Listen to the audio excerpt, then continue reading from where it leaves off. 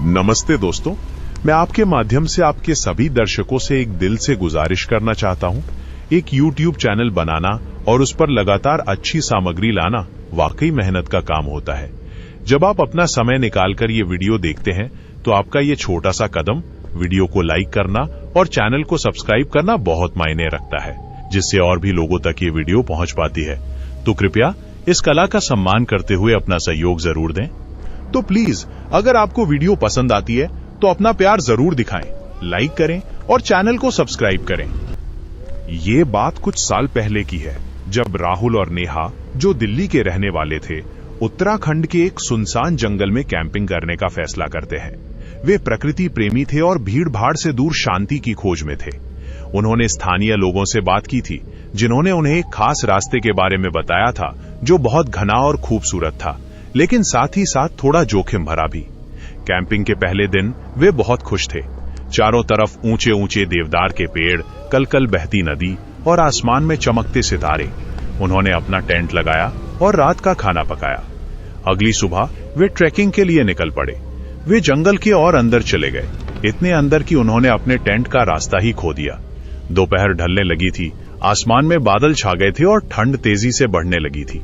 जब राहुल और नेहा ने उस घने जंगल में डेरा डाला तो उन्हें लगा कि सब कुछ शांत था, लेकिन जैसे जैसे रात गहराने लगी, जंगल की आवाजें बदलने लगी। पेड़ों की सरसराहट किसी फुसफुसाहट में बदल गई और दूर कहीं से एक ऐसी आवाज आने लगी जो किसी जानवर की नहीं लग रही थी। नेहा को लगातार ये महसूस हो रहा था कि उन्हें कोई घूर रहा है, जैसे कोई अनदेखी आंखें उन पर टिकी हों। उन्होंने सोचा कि ये उनका वहम है, लेकिन जब उन्होंने टेंट से बाहर झांका तो उन्हें धुंधली रोशनी दिखाई दी जो पेड़ों के बीच चल रही थी, बिना किसी स्रोत के। डर के मारे वे टेंट के अंदर छिप गए, लेकिन आवाजें और रोशनी और करीब आने लगी। ऐसा लगने लगा कि जंगल उन्हें निगलने की कोशिश कर रहा है और वे अब इस रहस्यमय जाल में पूरी तरह से फंस चुके हैं। आधी रात बीत चुकी थी जब राहुल और नेहा की नींद अचानक खुल गई। टेंट के बाहर उन्हें कोई धीमी सी आहट सुनाई दी, जैसे कि भारी कदमों से कोई चल रहा हो। नेहा के रोंगटे खड़े हो गए, क्योंकि उन्हें लगा कि वे उस जगह पर अकेले नहीं है। उन्होंने राहुल को जगाया और दोनों ने मिलकर टॉर्च की रोशनी में बाहर देखा। वहां कोई नहीं था, लेकिन कुछ पलों बाद टेंट के कपड़े पर किसी चीज के खरोचने की आवाज आई, मानो कोई नुकीले नाखून से उसे फाड़ने की कोशिश कर रहा हो। डर के मारे वे चिल्लाए, लेकिन उनकी आवाज जैसे उसी घने जंगल में खो गई।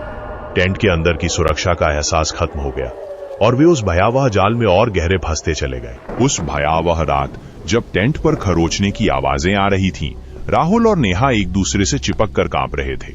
अचानक टेंट का एक कोना जोर से अंदर की तरफ धंस गया, मानो किसी ने भारी वजन से उसे दबाया हो।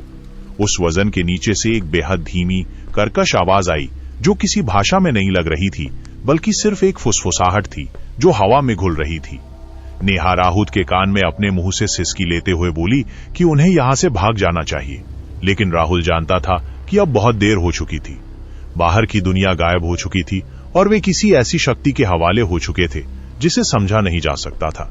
उस समय जब टेंट के बाहर खरोचने की आवाजें एक समान लय में बदलने लगीं, राहुल और नेहा एक दूसरे से चिपककर कांप रहे थे।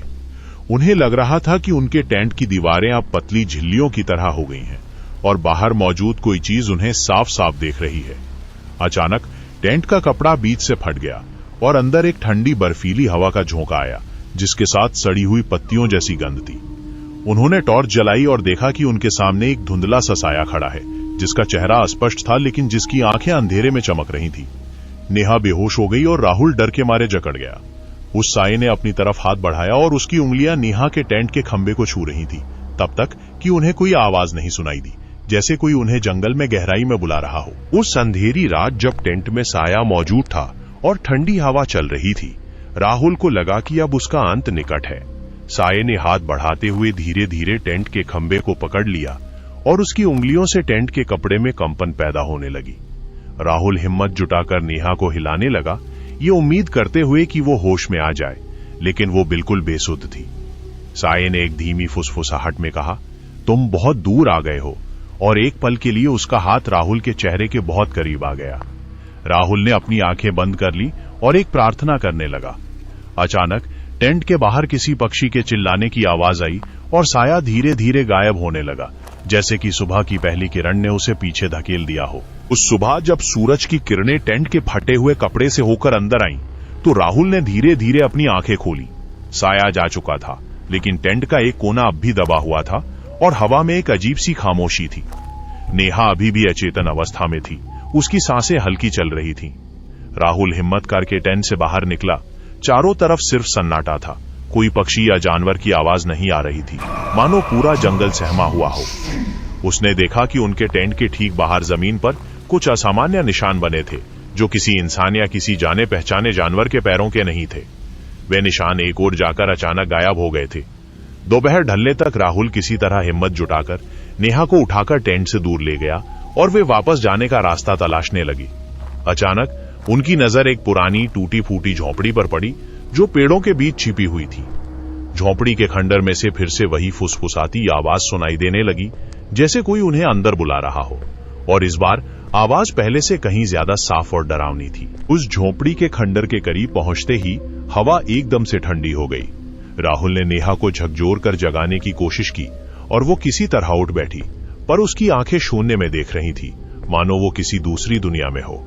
तभी हवा में एक अजीब सी गंध फैल गई, जैसे कोई चीज सड़ रही हो। झोंपड़ी के अंदर से फिर से वही फुसफुसाती आवाज सुनाई दी, इस बार बहुत करीब और साफ। उसने साफ तौर पर कहा, तुम हमारी बात सुन सकते हो।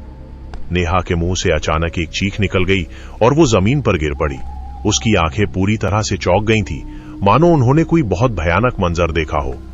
राहुल ने उसे संभालते हुए पीछे हटने की सोची, लेकिन झोंपड़ी का दरवाजा अपने आप बंद हो गया और अंदर से कोई भारी चीज उन्हें अंदर की तरफ खींचने लगी। उस भारी चीज के खिंचाव के आगे राहुल और नेहा असहाय थे। दरवाजा खुलने का कोई नामो निशान नहीं था और दीवारों से उठती अजीब आवाजें मानो उन्हें बता रही थीं कि वे अब इस स्थान का हिस्सा बनने जा रहे हैं।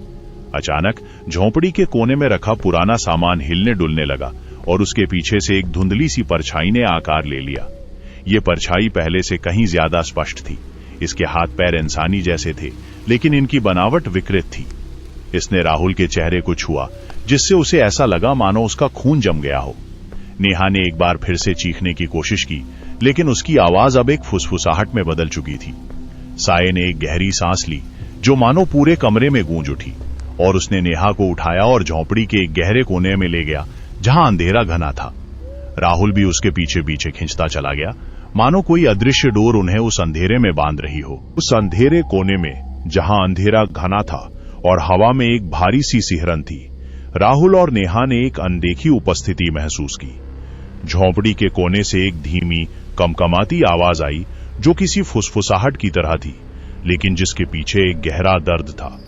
साई ने राहुल के कंधे पर अपना हाथ रखा, जिससे उसे महसूस हुआ कि उस पर एक भारी बोझ आ गया हो। नेहा भयभीत होकर जमीन पर सिकुड़ गई और उसने अपनी आंखें बंद कर लीं, मानो वो इस भयावह मंजर को देखना न चाहती हो। परछाई ने एक गहरी सांस ली, जो मानो पूरे कमरे में गूंज उठी, और उसने नेहा को उठाया और झोंपड़ी के एक गहरे कोने में ले गया, जहां अंधेरा घना था। राहुल भी उसके पीछे पीछे खिंचता चला गया, मानो कोई अदृश्य डोर उन्हें उस अंधेरे में बांध रही हो।